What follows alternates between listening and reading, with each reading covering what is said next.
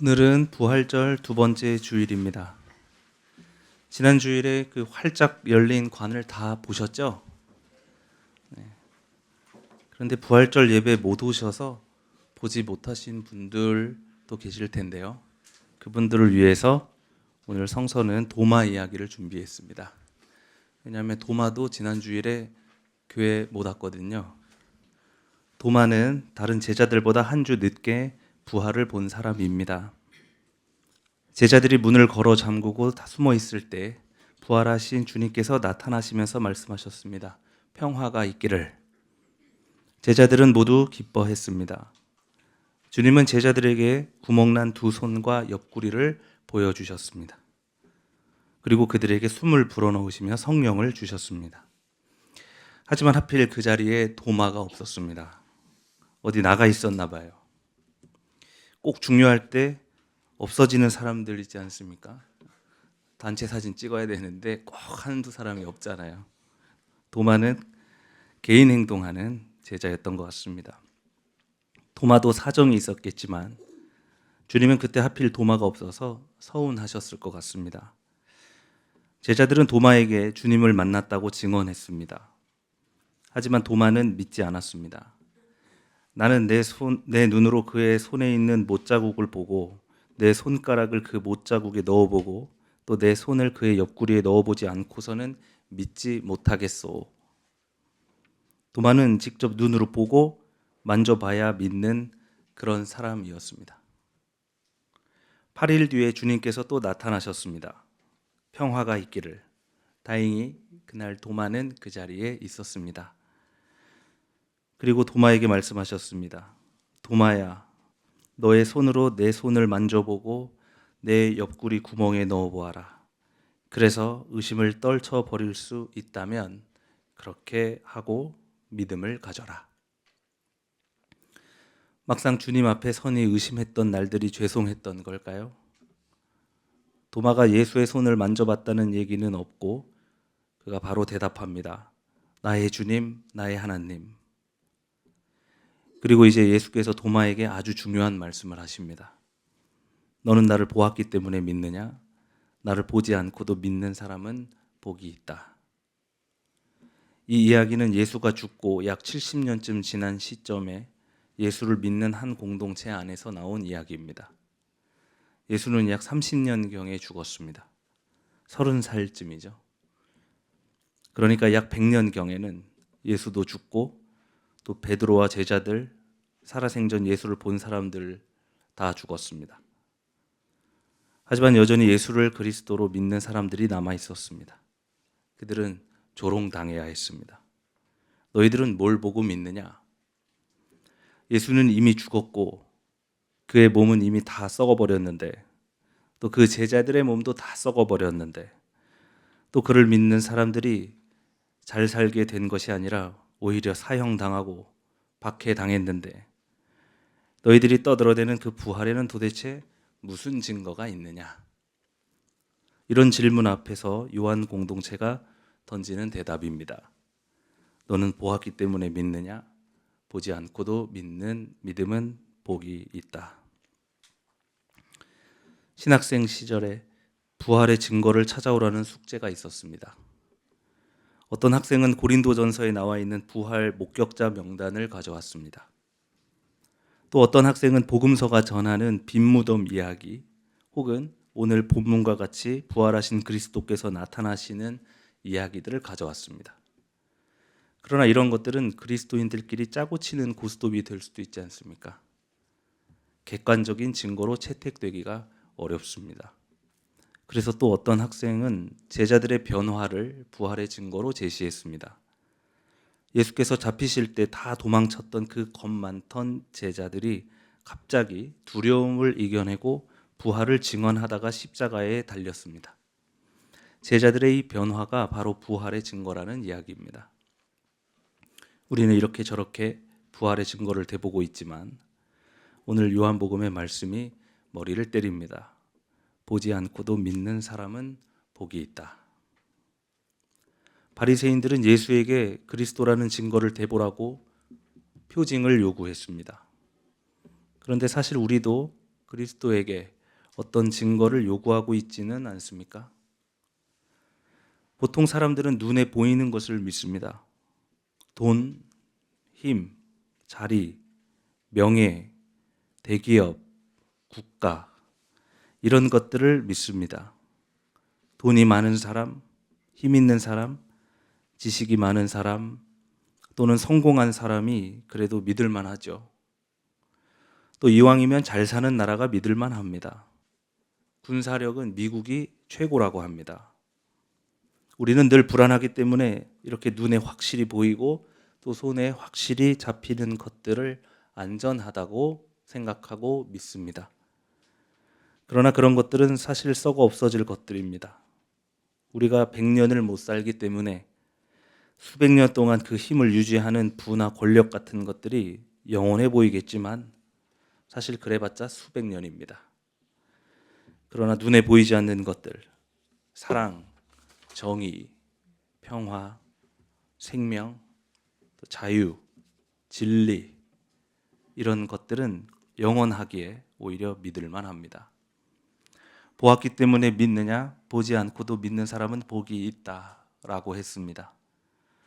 그렇기에 부활은 과학의 영역도 아니고 의학의 영역도 아니고 또 역사의 영역도 아니고 변증의 영역도 아니라 바로 믿음의 영역이라고 오늘 복음서는 증언하고 있습니다. 오늘 사도행전에서는 베드로가 부활을 증언합니다. 동포 여러분, 나는 조상 다윗에 대하여 자신 있게 말씀드릴 수 있습니다. 그는 죽어서 묻혔고 다윗의 무덤이 오늘까지 남아 있습니다. 그런데 그 후손 가운데 한 사람을 왕좌에 앉히시겠다는 하나님의 맹세를 우리는 다 알고 있지 않습니까? 그래서 그는 그리스도의 부활을 미리 내다보고 말하기를 그리스도는 지옥에 버려지지 않았고 그의 육체는 썩지 않았다 말한 것입니다. 이것은 다윗의 시편을 인용한 베드로의 설교입니다. 주님만이 내가 받을 유산이라고 노래하는 이 시편 16편에는 이런 구절이 있습니다. 주님께서 나를 보호하셔서 죽음의 세력이 나의 생명을 삼키지 못하게 하실 것이며 주님의 거룩한 자를 죽음의 세계에 버리지 않으실 것이기 때문입니다. 이 다윗은 스스로 죽음의 세계에 가지 않을 거라고 노래했지만 그는 이미 무덤에 묻혀 있기 때문에 베드로는 시편 말씀의 성취를 그의 후손 예수에게로 가져왔습니다. 예수는 죽었지만 지옥에 버려지지 않았고 예수의 몸도 썩지 않았고 하나님께서 이 예수를 살리셨다고 말입니다. 세상에 썩지 않는 것들이 있을까요? 고대 이집트 사람들은 시신의 내장을 제거하고 또 소금으로 수분을 완전히 제거해서 다 건조시키고 또 향료 같은 것들로 미생물을 억제하는 이 방부 처리를 하고 붕대로 감싸고 관에 밀봉하여 외부 공기를 차단했습니다. 부패를 극도로 늦추는 기술입니다. 그러나 썩습니다. 썩지 않게 한 것이 아니라 썩을 조건을 최대한 제거한 것뿐입니다. 시간이 지나면 피부는 가죽처럼 변하고 조직은 약해집니다. 그저 극도로 느린 분해 상태가 되는 것이죠. 이집트 사람들은 나중에 몸이 있어야 영혼이 돌아올 수 있다고 믿었기 때문에 미라를 만들었지만 결국 그 몸도 시간을 이길 수는 없습니다. 황금은 어떨까요? 초신성 폭발로 만들어진 이 황금은 산소나 물에 반응하지 않기 때문에 거의 썩지 않습니다. 수천 년이 지나도 반짝거리잖아요. 그래서 영원할 것 같은 이 황금이 사람들에게 아주 높은 가치로 책정된 것입니다. 그러나 저승의 재산을 가져가지 못하듯 유한한 인간 또는 하나의 가문이 그 황금을 영원히 소유할 수는 없는 법입니다. 그러니 황금도 영원한 유산이 될 수는 없습니다. 베드로전서에서 베드로는 예수의 부활로 말미암아 우리가 썩지 않고 더러워지지 않고 낡아 없어지지 않는 유산을 물려받게 되었다고 말합니다. 그러므로 지금 잠시 동안 여러 시련 안에서 어쩔 수 없이 슬픔을 당하게 되었더라도 기뻐하라고 격려합니다. 베드로가 말합니다. 하나님께서는 여러분의 믿음을 단련하셔서 불로 단련해도 결국 없어지고 마는 금보다 더 귀한 것이 되게 하실 것입니다. 여러분은 그리스도를 본 일이 없으면서도 사랑하며 지금 그를 보지 못하면서도 믿으며 말로 다 표현할 수 없는 즐거움과 영광을 누리면서 기뻐하고 있습니다. 여러분은 믿음의 목표, 곧 여러분 영혼의 구원을 이미 받고 있는 것입니다. 베드로는 믿고 있었습니다.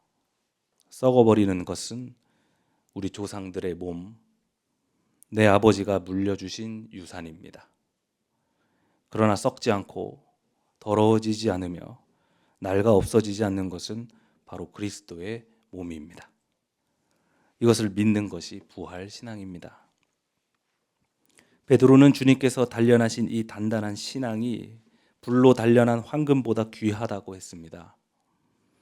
부활 신앙을 가지면 예수를 본 일이 없으면서도 사랑할 수 있기 때문입니다. 이제는 예수를 보지 못하지만 그래도 믿을 수 있기 때문입니다.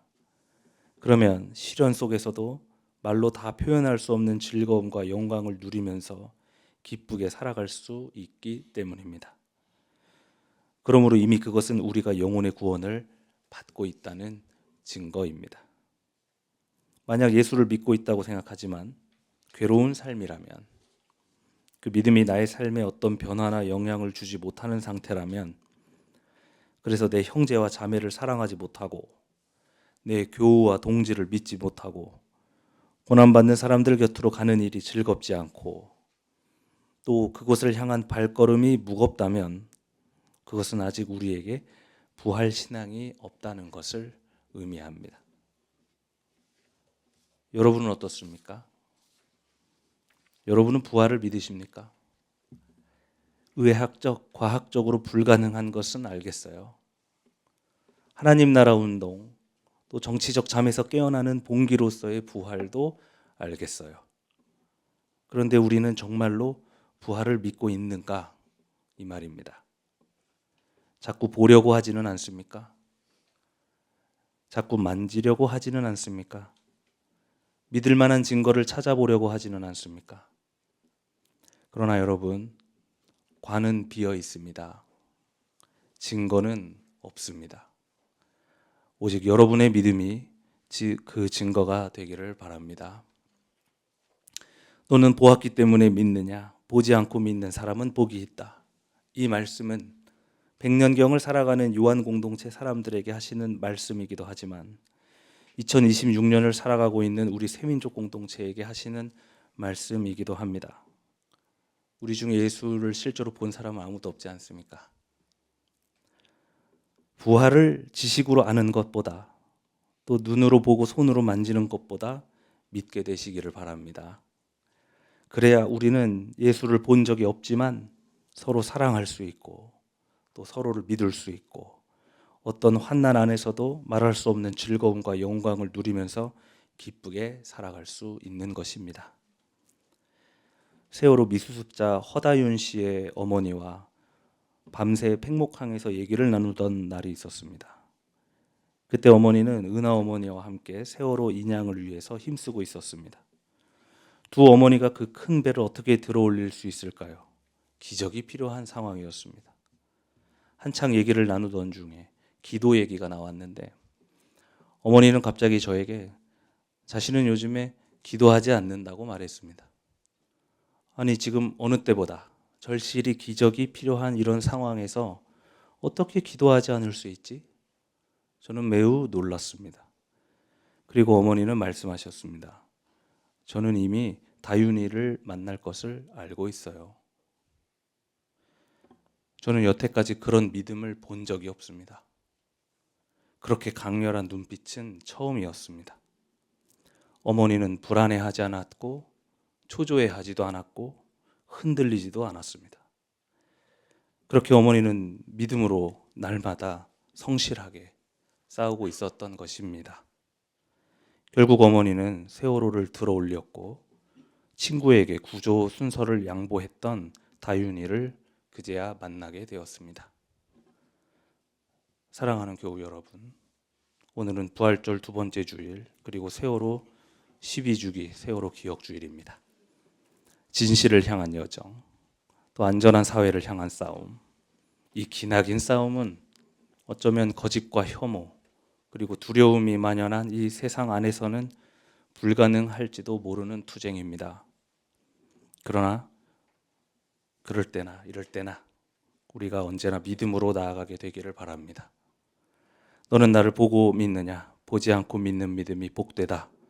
도마에게 들려주신 이 말씀을 기억하십시오. 만나지 못할까 봐 불안에 떨면서 싸우는 것이 아니라 반드시 만날 것을 알고 있기에 오직 그 믿음으로 싸웠던 세월호 유가족들을 기억하십시오. 그러면 이 시련 속에서도 기쁘게 나아가고 결국 구원에 이르게 되리라 믿어 의심치 않습니다. 오늘 주신 말씀 다 함께 묵상합시다.